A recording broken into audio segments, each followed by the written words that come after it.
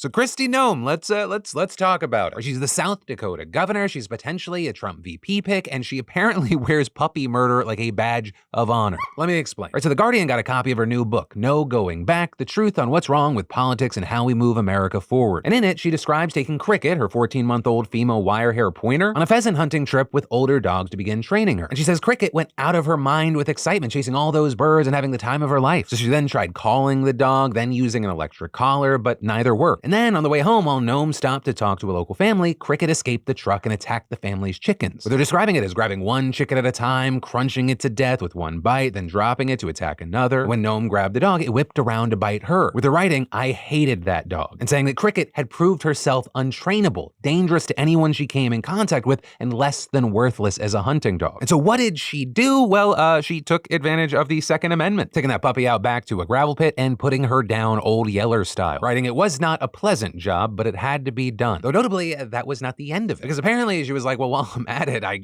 might as well just kill other animals. Because apparently that had been something she had been putting off recently. So next up was a goat that she described as nasty and mean because she didn't get him castrated. Adding that he smelled disgusting, musky, rancid, and loved to chase Noem's children, knocking them down, ruining their clothes. So once again, she dragged him out back to the gravel pit and put a bullet in him. Though notably, she fucked that one up because the goat apparently jumped at the last second and he survived the wound. Where they're describing the situation where you just have this animal in pain, she goes back to the truck to get more ammo, and then she finishes the job. And all of that leading to her daughter coming home from school, getting off the school bus, looking around and saying, hey, where's Cricket? And if at this point you're like, why is she sharing this story? Noem explained that it's meant to illustrate her willingness in politics as well as in South Dakota life to do anything difficult, messy, and ugly if it simply needs to be done. But of course, with this, most people who heard this story, including Republicans, weren't convinced, with the likes of a professional dog trainer saying, the behavior described here is very typical adolescent behavior out of a dog that's been selectively bred to have endless stamina. Another non-expert just expressing simple human disgust.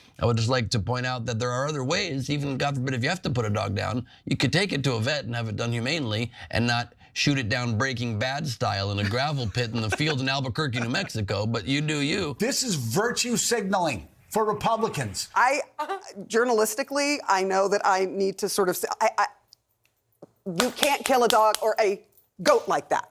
It's insane. You also had Biden and Harris posting a photo of them with their very much alive dogs. And that, notably, even though Biden's German Shepherd commander has reportedly bitten Secret Service agents at least 24 times, according to the Washington Post, which is yet another thing that proves that President Biden is weak. If he was a real leader, he would have killed that dog in the Oval Office. But instead, he just sent him out of the White House. And also, this isn't just Democrats versus Republicans. In this little bubble of time, we saw former Arizona Governor Kari Lake, who's a potential VP pick for Trump, wishing her dog a happy birthday on social media, as well as Ron DeSantis posting a video urging people to adopt rescue dogs. But while all of this was playing out, Noem stood up for herself on social media, saying, we love animals, but tough decisions like this happen all the time on a farm. Sadly, we just had to put down 3 horses a few weeks ago that had been in our family for 25 years. With her then taking the chance to plug her book again, which contains, quote, more real, honest, and politically incorrect stories that'll have the media gasping. So yeah, just more completely normal, super fun times.